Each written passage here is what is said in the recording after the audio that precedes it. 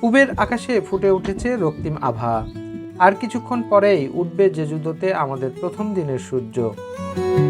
সমুদ্রের বুক চিরে সূর্যোদয়ের সে দৃশ্য দেখতে আলো ফোটার আগেই জেজুদোর পূর্ব প্রান্তের সংসান বা সং পাহাড়ের চূড়ায় উঠতে হয়েছে আমাদের। সে কারণেই আগের রাতে এই পাহাড়ের কাছাকাছি হেঁটে 5 মিনিটের দূরত্বের একটি হোটেলে উঠেছিলাম আমরা। তবে অবাক করার বিষয় হলো আমাদের আগেই শতাধিক মানুষ উঠে বসে রয়েছে সেই পাহাড় চূড়ায়। এখন অপেক্ষা সূর্যোদয়ের।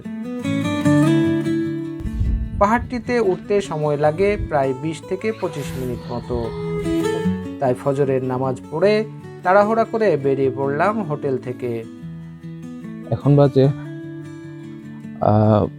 সকাল 4:55। আমরা আজ এই জেজুর সূর্যোদয় দেখব। সকালে যেন 1 ঘন্টা ড্রাইভ করতে না হয়, এই জন্য এই পাহাড়ের একেবারে পাশেই একটা হোটেলে উঠছি। তো আমাদের হোটেল থেকে এই পাহাড়টার দূরত্ব হচ্ছে হাঁটার রাস্তায় 5 মিনিট। কাউন্টার থেকে টিকিট নিয়ে শুরু করলাম পাহাড়ে ওঠা।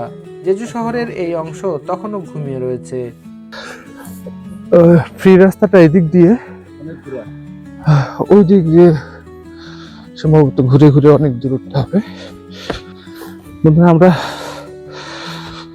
বের হয়েছি, আমরা অবশ্য কিছু আনি নাই।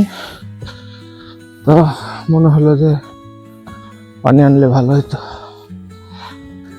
পাহাড়ে ওঠার অভিজ্ঞতা আজকে 2য় দিন। এর আগে ইনশনে একটা ছোট পাহাড়ে উঠেছিলাম, কিন্তু তারপরে পুরোপুরি ওঠা হয়নি।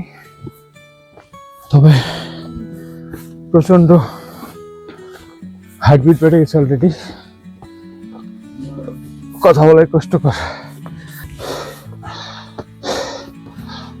আল্লাহু আকবার, আল্লাহু আকবার। প্রায় আধা ঘন্টা সিঁড়ি বেয়ে পৌঁছে গেলাম সেই পাহাড় চূড়ায়। পূব আকাশের রঙিন আলোর আভা জানান দিচ্ছে সূর্যের আগমনী বার্তার। মিনিট কয়েক পরেই দৃশ্যমান হয় সেই কাঙ্ক্ষিত সূর্য। অসাধারণ একটি মুহূর্ত। জেজুদোর পূর্ব প্রান্তের এই সংসান বা সং পাহাড়টি প্রায় 5000 বছর আগের একটি আগ্নেয়গিরির মাধ্যমে সৃষ্টি হয়।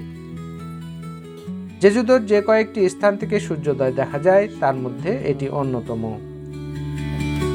আগ্নেয়গিরির গর্তবিশিষ্ট এই পাহাড়টির উচ্চতা প্রায় 180 মিটার। বহু বছর ধরে এটি জেজুদোর অন্যতম প্রধান পর্যটন আকর্ষণ কেন্দ্র হলেও 2007 সালে ইউনেস্কো এই পাহাড়টিকে বিশ্ব প্রাকৃতিক ঐতিহ্যের অন্তর্ভুক্ত করে। সূর্যোদয় দেখা শেষ। এরপরে